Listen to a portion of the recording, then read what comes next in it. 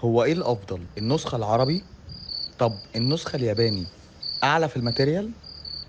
كتير مننا بيكون محتاج انه يفهم الفرق ما بين نسخ الايفون من شركة ابل، خصوصا لو لسه اول مرة تستخدم ايفون، زي نسخة الشرق الاوسط والانجليزي والياباني، وطبعا النسخة ان. وايه الفرق ما بين علب الايفون والكتابة اللي موجودة في ظهر العلبة؟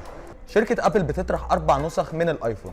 اول نسخة هي النسخة العربي المعتمدة هنا في مصر، موجهة لدبي والشرق الاوسط. وتاني نسخة دي النسخة الانجليزي، ودي اللي بتبقى موجهة لامريكا والاتحاد الاوروبي.